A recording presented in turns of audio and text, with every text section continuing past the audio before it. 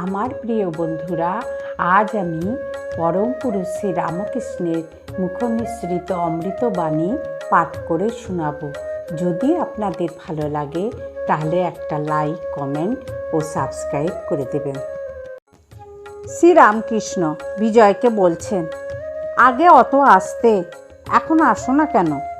বিজয় বললেন, এখানে আসবার খুব ইচ্ছা, কিন্তু আমি স্বাধীন নই, ব্রাহ্ম সমাজের কাজ স্বীকার করেছি। তখন ঠাকুর বললেন, কামিনী কাঞ্চনে জীবকে বদ্ধ করে, জীবের স্বাধীনতা যায়, কামিনী থেকেই কাঞ্চনের দরকার, তার জন্যেই পরের দাসত্ব, স্বাধীনতা চলে যায়। তোমার মনের মতো কাজ করতে পারো না? জয়পুরে গোবিন্দজির পূজারীরা প্রথম বিয়ে করে নাই, তখন খুব তেজস্বী ছিল। রাজা একবার ডেকে পাঠিয়েছিলেন, তারা যায়নি, বলেছিল রাজাকে আসতে বলো। তারপর রাজা ও 5 জনে তাদের বিয়ে দিলেন। তখন রাজার সঙ্গে দেখা করবার জন্যে আর কারুকে ডাকতে হয় না, নিজে নিজেই গিয়ে উপস্থিত। মহারাজ, আশীর্বাদ করতে এসেছি, এই নির্মাল্য নিয়ে এসেছি, ধারণ করুন। কাজেই আসতে হয়। আজ ঘর তুলতে হবে, আজ ছেলের অন্নপ্রাশন, আজ হাতে খড়ি, এইসব। 1200 ন্যাড়া আর 1300 নেড়ি, তার সাক্ষী হচ্ছে উদমসারি। এই গল্প তো জানো।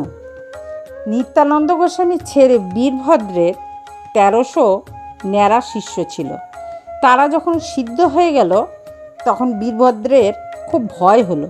তিনি ভাবতে লাগলেন, এরা সিদ্ধ হলো, লোককে যা বলবে তাই ফলবে, যেদিক দিয়ে যাবে সেই দিকেই ভয়। কেননা লোক না জেনে যদি অপরাধ করে তাদের অনিষ্ট হবে। এই ভেবে বীরভদ্র তাদের বললেন, তোমরা গঙ্গায় গিয়ে সন্ধ্যা আহ্নিক করে এসো। ন্যাড়াদের এত তেজ যে ধ্যান করতে করতে সমাধি হলো। কখন জোয়ার মাথার উপর দিয়ে চলে গেছে হুঁশ নাই, আবার ভাঁটা পড়েছে, তবুও ধ্যান ভাঙে না।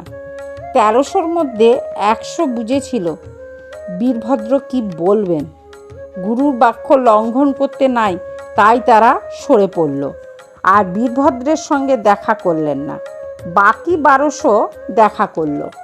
বীরভদ্র বলল, এই 1300 নেড়ি তোমাদের সেবা করবে, তোমরা এদের বিয়ে করো। ওরা বলল, যে আজ্ঞে। কিন্তু আমাদের মধ্যে 100 জন কোথায় চলে গেছে? ওই 1200-র এখন প্রত্যেকেই সেবাদাসী হয়ে থাকতে লাগলো। তখন আর সে তেজ নেই, সে তপস্যার বলও নেই। মেয়ে মানুষ সঙ্গে থাকাতে আর সে বলও রইল না, কেননা সে সঙ্গে স্বাধীনতা লোপ হয়ে যায়। তোমরা যে নিজে নিজে তো দেখছো, পরের কর্ম স্বীকার করে কি হয়ে রয়েছ। আর দেখো, অত পাশ করা কত ইংরেজি পড়া পণ্ডিত মনিবের চাকরি স্বীকার করে তাদের বুট জুতোর গোঁজা দুবেলা খায়। এর কারণ হলো কেবল কামিনী।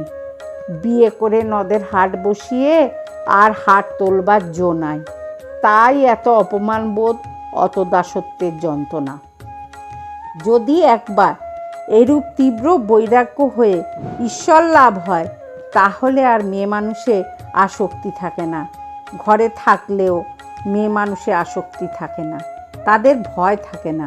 যদি একটা চুম্বক পাথর খুব বড় হয় আর একটা সামান্য হয়, তাহলে লোহাটাকে কোনটা টেনে নেবে? বড়টাই টেনে নেবে। ঈশ্বর বড় চুম্বক পাথর, তার কাছে কামিনী ছোট চুম্বক পাথর। কামিনী কি করবে?